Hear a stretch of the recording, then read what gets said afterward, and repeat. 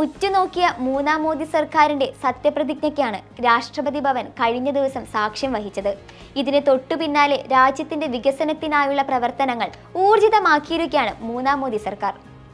സ്ത്രീ ശാക്തീകരണം ലക്ഷ്യം വെക്കുന്ന മോദി സർക്കാരിൽ ഇത്തവണ കേന്ദ്രമന്ത്രി സ്ഥാനങ്ങളിൽ ഇടം പിടിച്ചത് 7 പെൺപുലികൾ. മൂന്നാം മോദി സർക്കാരിലെ വനിതാ രത്നങ്ങൾ ആരൊക്കെയാണെന്ന് നോക്കാം.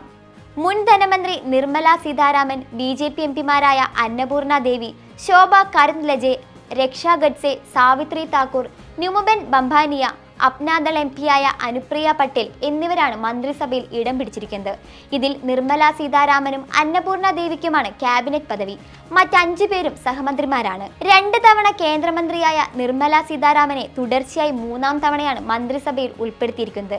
2014-ലെ ഒന്നാം മോദി സർക്കാരിൽ വ്യവസായ വാണിജ്യ മന്ത്രിയായും 2017-ൽ പ്രതിരോധ മന്ത്രിയുമായിരുന്നു.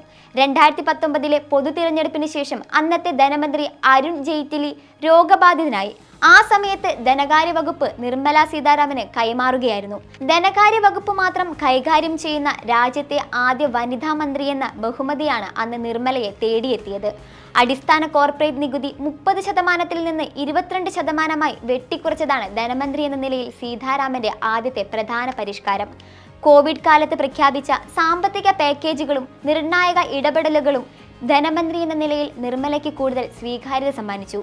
ജാർഖണ്ഡിൽ നിന്നുള്ള OBC നേതാവ് അന്നപൂർണ ദേവിയാണ് കേന്ദ്രമന്ത്രിസഭയിലെ 2ാമത്തെ പെൺകരുത്ത്.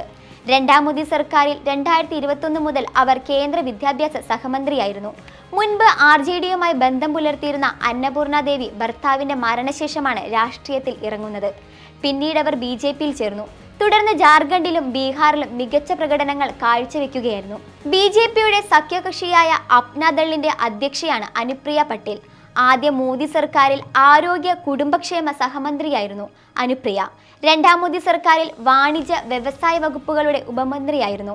പിന്നാക്ക വിഭാഗമായ കുർമി സമുദായത്തിൽ നിന്നുള്ള നേതാവാണ് 43-കാരിയായ അനുപ്രിയ പട്ടേൽ. 37-കാരിയായ രക്ഷ ഗഡ്സെ മഹാരാഷ്ട്രയിലെ മുതിർന്ന രാഷ്ട്രീയ നേതാവായ ഏക്നാഥ് ഗഡ്സെയുടെ മരുമകളാണ്. 2013-ലായിരുന്നു രക്ഷ ഗഡ്സെയുടെ രാഷ്ട്രീയ പ്രവേശനം. 2014-ലെ ലോക്സഭാ തിരഞ്ഞെടുപ്പിൽ കോൺഗ്രസ് നേതാവ് മനീഷ് ജെയിനിനെ 3 ലക്ഷത്തിലധികം വോട്ടുകൾക്കാണ് പരാജയപ്പെടുത്തിയത്. അന്നത്തെ ലോക്സഭയിലെ ഏറ്റവും പ്രായം കുറഞ്ഞ MP കൂടിയായിരുന്നു രക്ഷ ഗഡ്സെ. റാവറിൽ നിന്ന് 3 തവണ MP-യായ ഗഡ്സെ നേരത്തെ ജില്ലാ കൗൺസിൽ അംഗമായിരുന്നു. OBC വിഭാഗത്തിൽ നിന്നുള്ള രക്ഷ ഗഡ്സെ മഹാരാഷ്ട്രയിലെ ശ്രദ്ധേയമായ വനിതാ BJP നേതാക്കളിൽ ഒരാളാണ്. 3ാം മോദി മന്ത്രിസഭയിൽ ഇടം നേടിയ മറ്റൊരു വനിതാ നേതാവ് സാവിത്രി താക്കൂറാണ്. 2014-ലായിരുന്നു ലോക്സഭയിലേക്കുള്ള സാവിത്രി താക്കൂറിന്റെ കന്നി അംഗം. അന്ന് വിജയിച്ച് MP-യായി. എന്നാൽ 2019-ലെ തിരഞ്ഞെടുപ്പിൽ പരാജയം രുചിച്ചു. 2024-ലെ 3ാം അംഗത്തിൽ 2 ലക്ഷത്തിലധികം വോട്ടുകൾ നേടിക്കൊണ്ടായിരുന്നു സാവിത്രി താക്കൂറിന്റെ തിരിച്ചുവരവ്. പട്ടികവർഗ സംവരണ മണ്ഡലമായ മധ്യപ്രദേശിലെ ദറിൽ നിന്നാണ് 46-കാരിയായ സാവിത്രി തിളക്കമാർന്ന ജയം സ്വന്തമാക്കിയത്. കർണാടകയിൽ നിന്നുള്ള പരിചയസമ്പന്നയായ BJP MP-യാണ് ശോഭ കരന്ത്ലജെ. നേരത്തെ സംസ്ഥാന മന്ത്രിപദം അലങ്കരിച്ചിട്ടുണ്ട്. 2014-ലും 2019-ലും റെക്കോർഡ് ഭൂരിപക്ഷത്തിലാണ് ഉടുപ്പി ചിക്കുമംഗ്ലൂർ മണ്ഡലത്തിൽ നിന്ന് ശോഭ കരന്ത്ലജെ ലോക്സഭയിലെത്തിയത്. 2ാം മോദി സർക്കാരിന്റെ മന്ത്രിസഭയിൽ ഭക്ഷ്യ സംസ്കരണ കൃഷി വകുപ്പ് മന്ത്രി കൂടിയായിരുന്നു. ഇത്തവണ ബംഗളൂരു നോർത്ത് മണ്ഡലത്തിൽ നിന്നാണ് മത്സരിച്ചത്. 2 ലക്ഷത്തിലധികം വോട്ടുകളുടെ ഭൂരിപക്ഷത്തിലാണ് വിജയം. കോൺഗ്രസ് സ്ഥാനാർത്ഥി MV രാജീവ് ഗൌഡയെയാണ് ശോഭ കരന്ത്ലജെ തോൽപ്പിച്ചത്. 57-കാരിയായ ന്യൂമുബെൻ ബംബാനിയ ഗുജറാത്തിലെ ഭാവ്നഗറിൽ നിന്നുള്ള MP-യാണ്.